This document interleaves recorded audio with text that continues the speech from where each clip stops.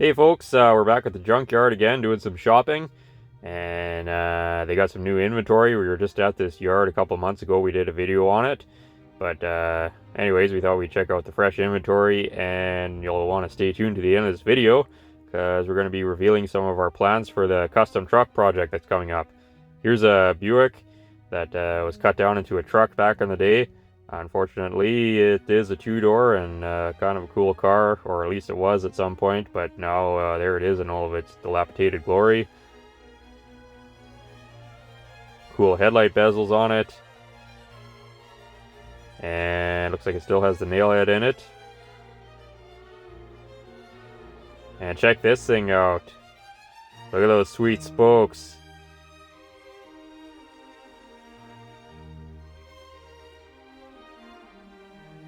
Wonderfully muraled. And here's a Mercury. I believe this is a Canadian Mercury. Looks like possibly a 1950. I believe they called these Monarch. Pretty neat.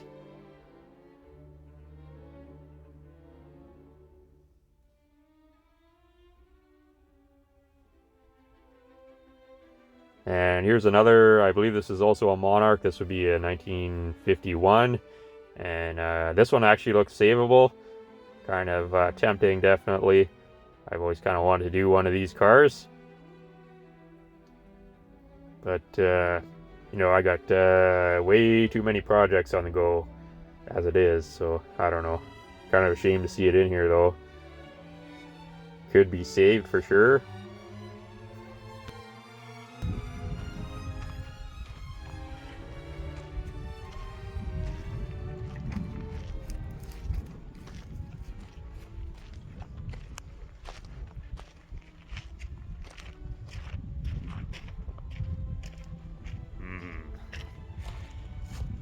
Just love documenting the dents. All the history there. A lot of characters. Yeah. You just don't see them like that anymore. Corrosion. Okay, here's some more treasures. I think this is a 1963 Plymouth. Not too familiar with these Mopar cars, so correct me if I'm wrong. I really like the front end on it either way. It's a neat looking machine.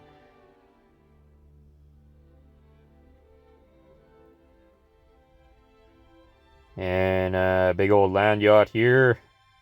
I think this is an International. Nice wholesome bumper sticker.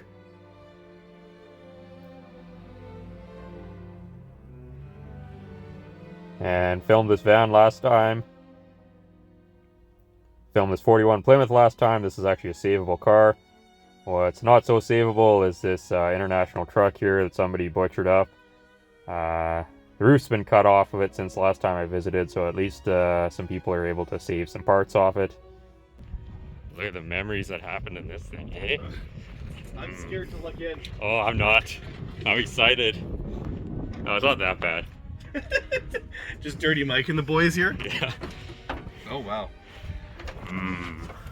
Don't open it, you jerk. You're gonna wreck it. This is a shame. This is like a short wheelbase van. People were living in Yeah, oh, where would you live?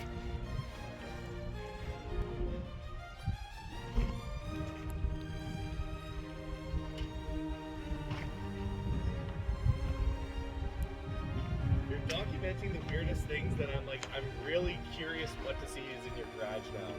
Oh, just garbage like this.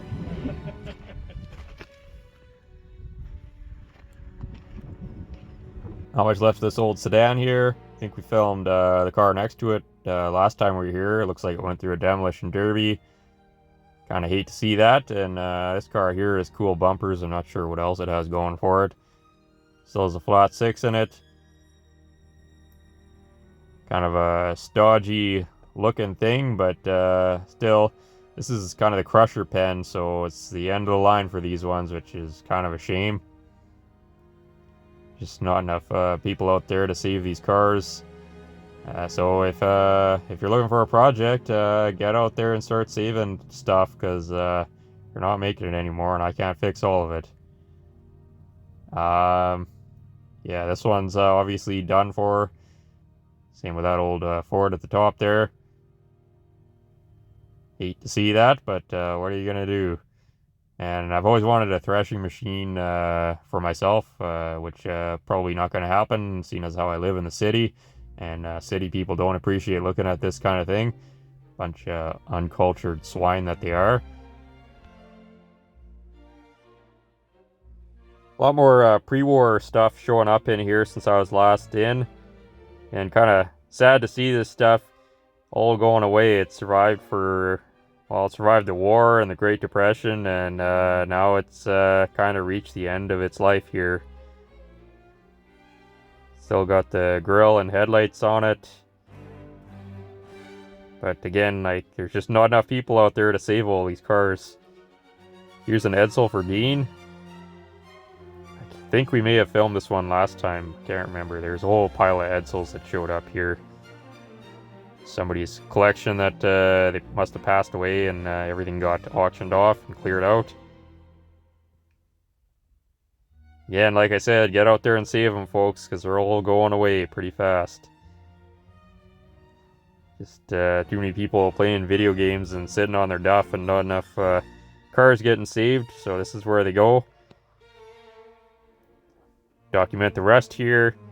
I like these old fridge trucks, I think they're called. Pretty cool.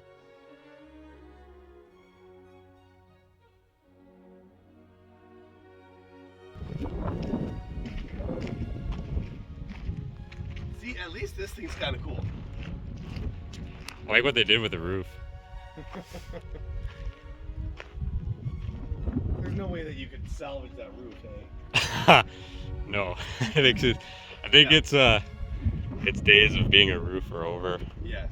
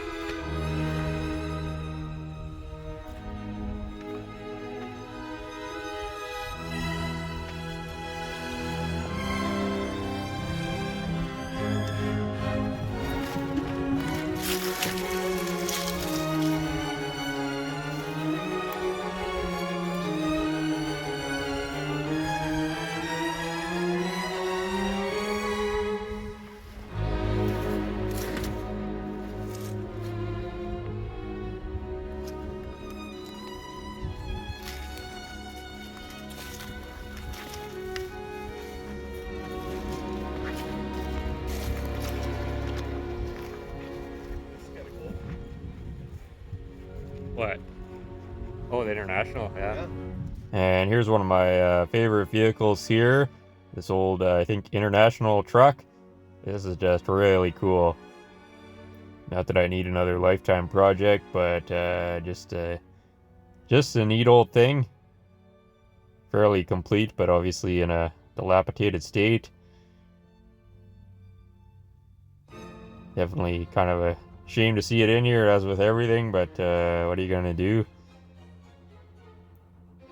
Cool old lettering on the doors.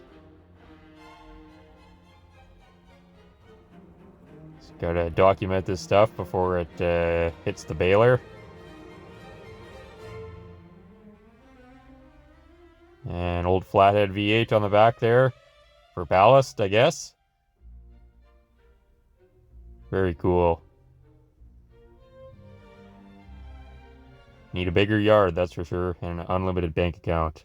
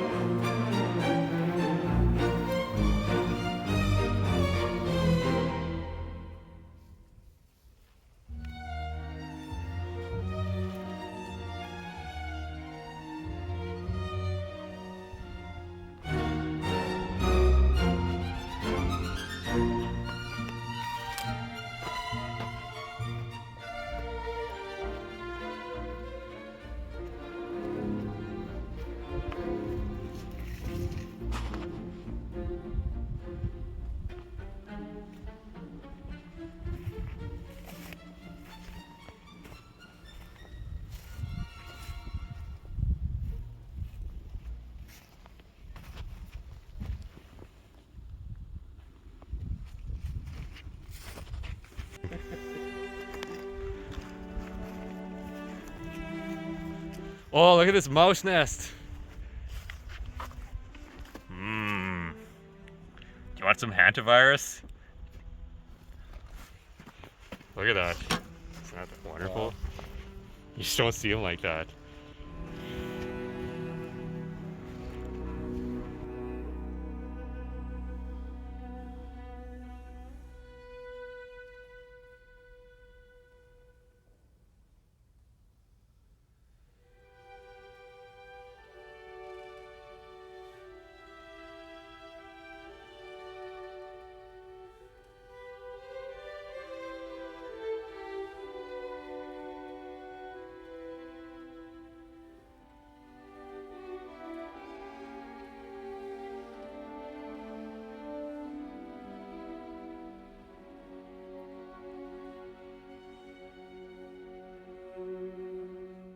And over here we have the Demolition Derby section.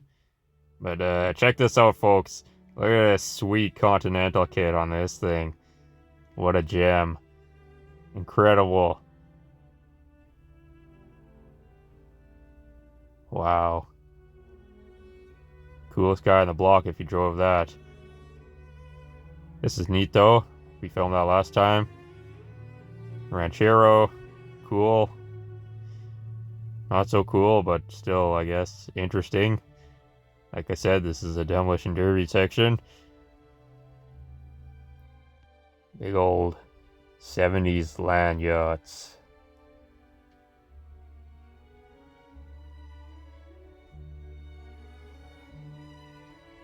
But this shoebox Ford here, though, this is cool.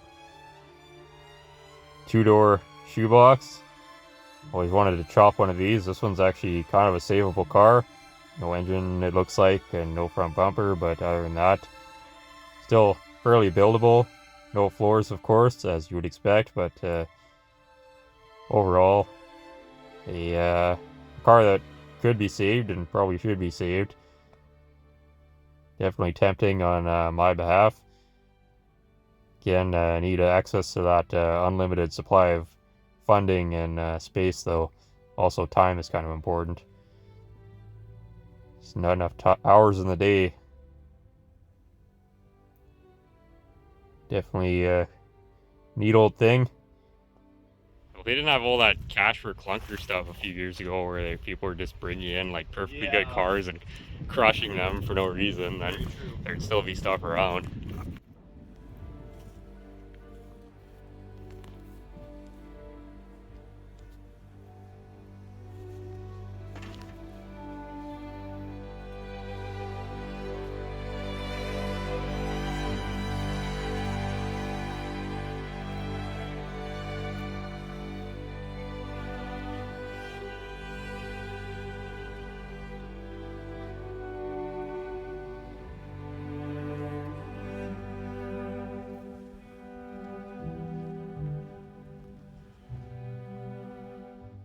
So we did film this truck last time, but there is something I forgot to film. And of course it's, well, hold on here. Are you ready? My classic cave and pave. Look at that amazing bodywork. Wow. This is the stuff I like to document when I go to places like this. You just don't see that kind of workmanship anymore. It's a lost art, really. Cool old International with a Saskatchewan bug deflector on it. Another International here. That'd be a cool truck to fix up.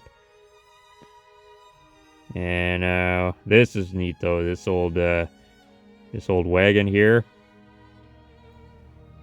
Somebody's cut windows in the side, and it's a little crunchy, but still cool. But it has one major flaw, other than the missing back glasses, which is also kind of a degrading feature.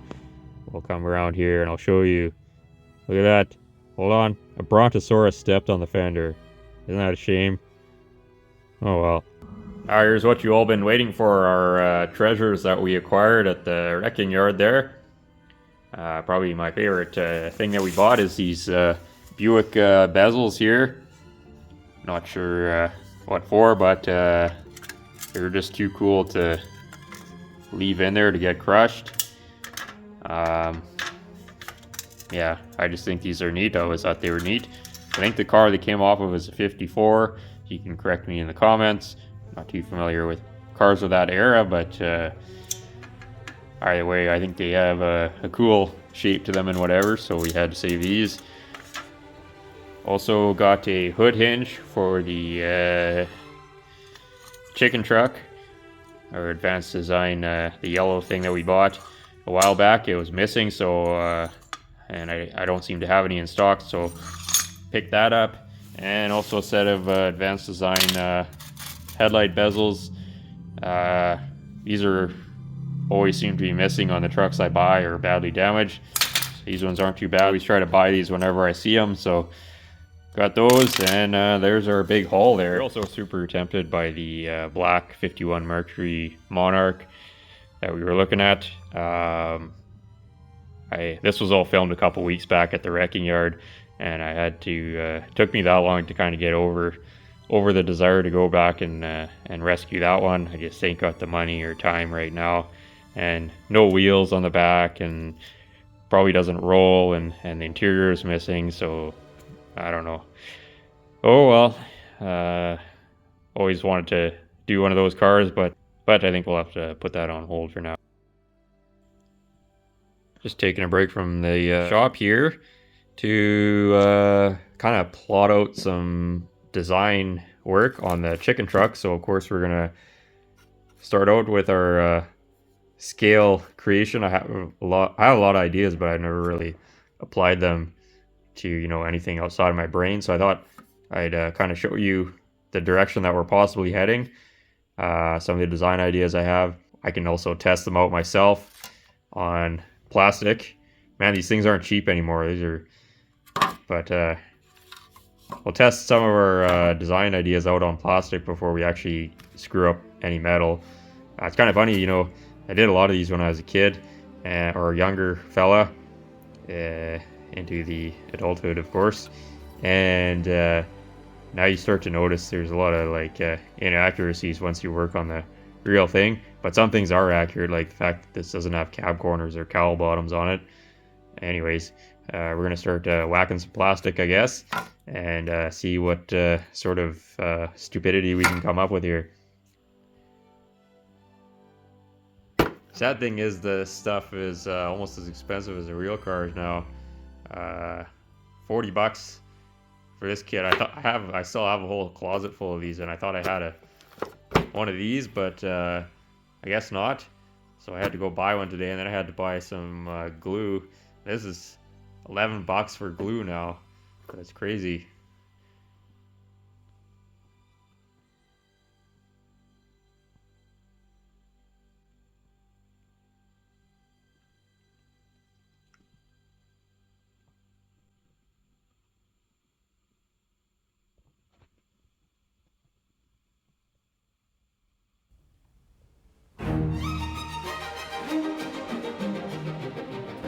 So I thought we'd kind of go over the origins of this whole chicken truck ordeal here.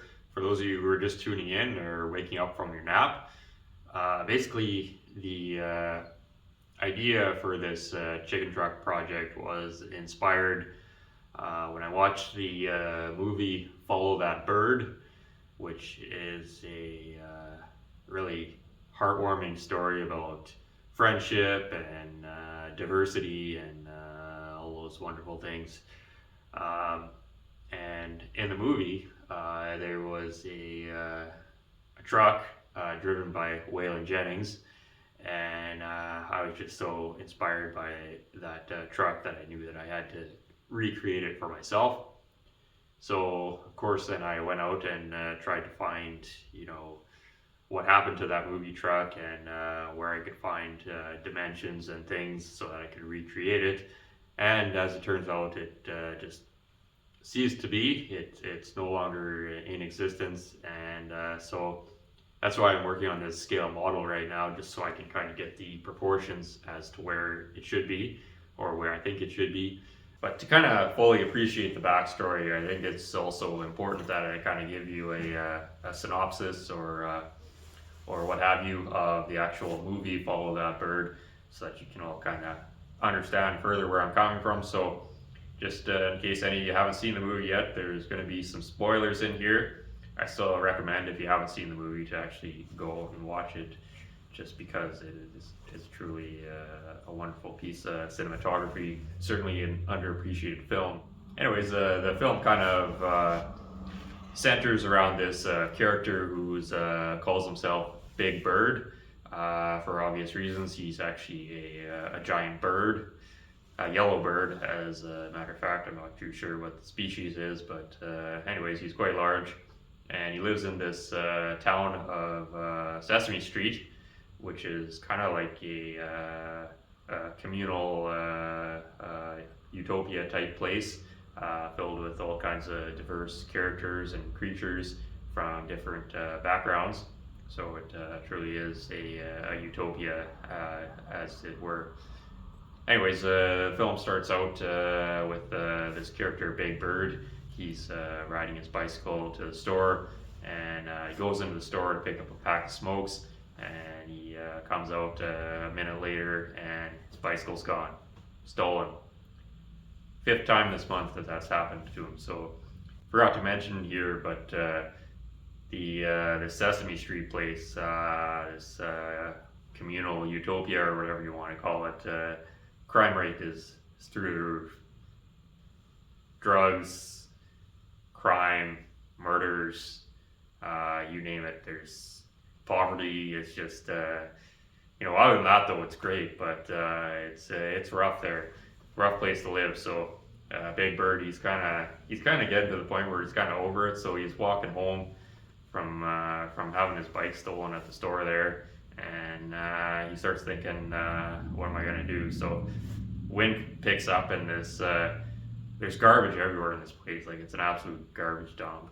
But so this piece of paper, it's flapping around in the wind. So he picks it up off the ground, and it's like it's this picture of like this beautiful neighborhood, like white picket fences, everything's all perfectly manicured, everything, and it's like, hey, would you like to get out of the dump and come live here? And I can't remember the name of the town because I fell asleep while I was watching the movie. But anyways, it says on this thing like, hey, you're tired of living in this garbage dump, you should come live in this nice fancy place here. Everybody's all respectful and everything. There's no crime and poverty or garbage floating around everywhere. So Big Bird, he starts thinking, well, this is kind of a nice place. I'd like to go there, right?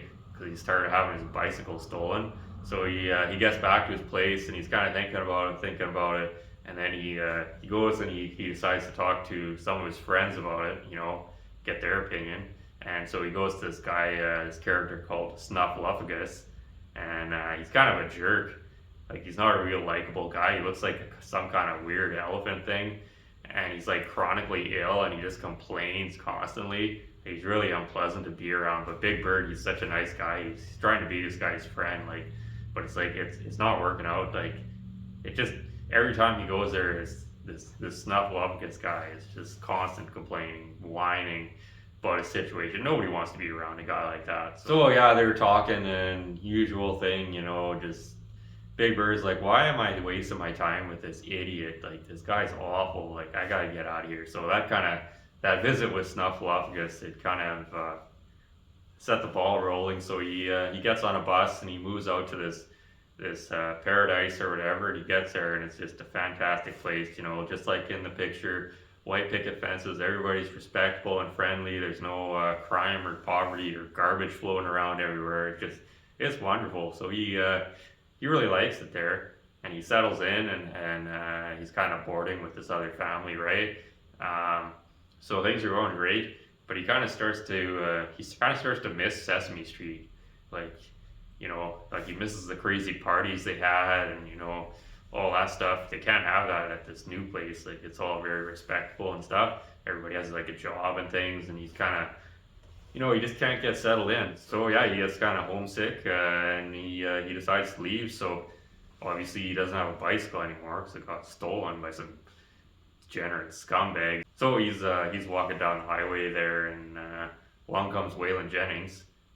This movie, of course, was made in the 80s, and kind of a low point in country music. Is pretty slow during the 80s. So Waylon Jennings, he had to pick up a part-time job driving a chicken truck for the meat processing plant there. So he's driving this chicken truck full of chickens off to the meat processing plant there, and Big Birdie's hitchhiking on the side of the road. And Waylon Jennings, he's never seen a bird that big before, so of course he pulls over to see what the heck's going on. Big Bird asks him for a ride, and he says, well, you know, this is kind of against company policy to pick up hitchhikers. But then he starts thinking about it for a second, and he's like, man, like, look at the size of this bird, like there's so much meat on this bird, right? So he starts thinking about like the big paycheck he's gonna get for bringing in this giant bird to the meat processing plant. So he says, oh yeah, hey, sure, I'll give you a ride, no problem. So Big Bird, he gets in the truck there, and they have a nice song they sing together, and he's all, Big Bird, he's pretty trusting, right? So he thinks this Waylon Jennings is like really his best bud there. So they head off to the meat processing plant there, and well, you know, things don't turn out too well for Big Bird, and next thing you know, there's a big shipment of meat headed out to Sesame Street there. So all the characters of Sesame Street there, they're all chowing down. They're just loving this new chicken recipe, plus they're pretty hungry, what with living in the whole communal utopia thing. Well, everyone's chowing down except that Snuffleupagus character, because he's a vegan, as if he wasn't already unlikable enough already. So he's kind of suspicious too, right? Especially when he sees Cookie Monster cough up a bunch of yellow feathers. So Snuffleupagus there, he kind of starts thinking, you know, wheels are turning in his head. So he goes off to this meat processing plant to see what the heck's going on down there. So he gets there and he sees Big Bird's head, like stuffed and mounted on the wall, and right away he knows what's happened, right? So he goes back to Sesame Street there, and he makes a big announcement in the middle of the street there. He starts yelling, "It's people! You're eating people! Soylent Green is people!" And nobody listens to him, you know, because he's Snuffleupagus. Nobody likes that guy. He's a jerk.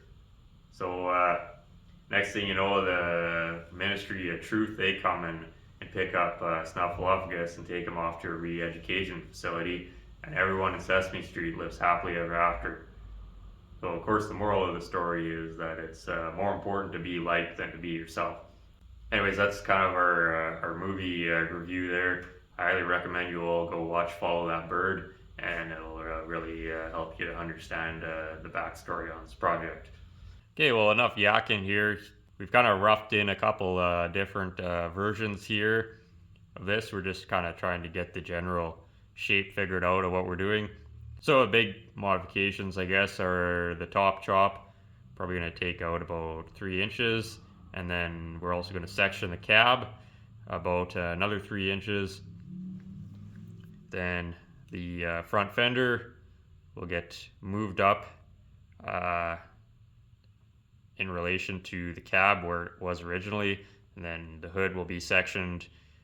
So we're probably figuring about, there'll be about maybe 4 or 4.5 inch section out of the hood, whereas the cab is only sectioned 3 inches, and then trim off and radius the wheel wells on the front of the fender. And then the big modification as well is grafting on the back section of early 1950s Chevy car for the bed, which I haven't figured out the exact shape of the rear of the bed yet, but I do want to mold it into the back of the cab. Obviously, this is not a truck that's going to be getting used as a truck. This isn't even a project that will be getting, you know, seen to full completion. It's more of a design exercise, unless I suddenly become a millionaire or live to be, 10,000 years old. We're just more interested in the challenge of cutting something up and turning it into something that looks like something again, seeing if we can even do that. So this is the back section of in this case, a 1951 Chevy car molded to the back of the cab, which the idea I got for that is I found a bunch of early GM design drawings from the 1940s when they were originally designing these advanced design trucks, and they all were kind of drawn with the bed molded to the cab. which not practical for truck purposes. Having a unibody truck like that, obviously a lot of manufacturers have tried over the years and it hasn't worked out too well. But just that's kind of what got the idea there for that. And then in this case, we've also sectioned this this back section about 3 inches to match the cab, and then we would just continue on the profile of the bottom of the cab along here. Obviously, no running boards. I just wanted to kind of create the scale model to see how these shapes are going to work together. Couple things we've kind of learned from doing this. I think I would possibly raise these fenders up just another hair to kind of I don't know, just because, and also possibly reshape the back edge of this fender so that it kind of the shapes kind of work better with the back of this quarter panel area here, and maybe seeing as how we're already radiusing the wheel well, possibly kind of bring this shape back a little more in here so it kind of simulates this shape at the back here, so it all kind of looks like a cohesive design. As with the rear tail section, I have not made any plans for the front yet. That's still all in the open. I'm not using the original advanced design grille. I want to kind of do, there's a few different options I guess, but I'd like to have kind of a molded grille opening, possibly with like a floating grille bar in the center of some nature, and then a bumper on it probably, possibly off the same car as the back, but just sectioned down and cut and modified and hacked up to make it all kind of, all the shapes work together. Kind of the idea here, I guess, with this design is how the Rod and Custom Dream Truck might have looked if it had been built in the early 1950s. So we're trying to keep everything to that period of custom, whereas the original truck was built in the mid to late 50s. So it had a lot more like quad headlights and stuff, which we're not going to be doing on this. I am considering using the Buick headlight bezels that we picked up at the junkyard. I think these have the potential to look cool, but let me know what you guys think. Obviously you need some reshaping to get them all molded in, but that's part of the fun. So this is our first initial kind of, this was the original plan here. Again, I've never seen this in 3-dimensional. I've been kind of thinking about this for probably a couple years now. So this is the first time for me seeing it in 3 dimensions, as well as you folks seeing what's in my head come to reality. And I think it does have potential to work. We'll have to make some changes here and there. And again, when we get to the one-to-one version, obviously what works in scale or what works on paper won't always work in one-to-one. So there'll still be some restyling there. So here is Exhibit B.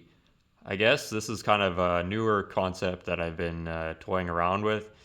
This is again inspired by the GM drawings that I found from the 1940s, which show a couple of the trucks. They had kind of a fadeaway that they were experimenting with, or a body line that was continuing here.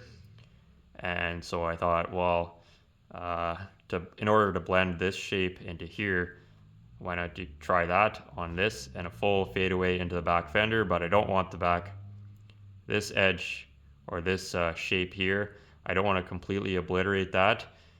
So this would still be present, and the fadeaway would kind of literally fade away into almost just a very light detail line at the back, with this still being slightly pronounced here, because the whole reason behind using the early 50s Chevy car back section is I've always liked the shape here, so I don't want to completely bury that, and you can't really see it in the video or in primer. I was hoping priming this thing all in one color you'd be able to still make out this line, but it is there, just very, again, slightly pronounced. The trouble with fadeaways is that in one-to-one scale, they're quite difficult to actually make them look like they're not tacked on.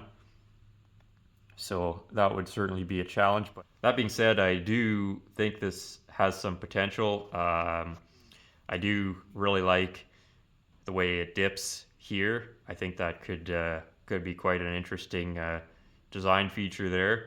So again, this is kind of a newer thing that I was contemplating, but certainly I think it's something possibly worth pursuing as well.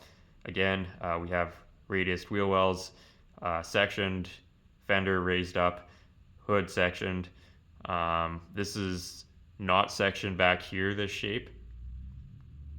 So it wouldn't, I guess the cab wouldn't have the same amount of sectioning done to it as on the other side if we were to go this route. If I do go this route, I'll have to find a donor car for the back section fairly quick because as we've learned just from doing this scale modeling here, is that how this all fits together is very dependent on the back section as well. So certainly food for thought. Again, not sure what we're doing with the front or how the back is going to get finished off. We'll probably just do like a rolled edge around the bed and then just kind of rounded some which way. So that's a sneak preview there for you folks of what's coming up on this truck. Hope to start on this at the end of the month, and we're going to work on it for a couple months, and if the videos do well, we'll continue working on it. If not, I'll have to abandon it and find something else to do. This isn't something I can sell when I'm done, so we're relying entirely on YouTube views to keep this going. Anyways, let me know in the comments what you folks think. If you have any ideas or suggestions, I'd like to hear them. Keep in mind it all has to be period correct, so let's say nothing newer than 1960, no modern garbage or weird modern stuff. We all want to keep this all period correct, but I thought it's about time we start doing some restyling, as that is kind of the name of the channel.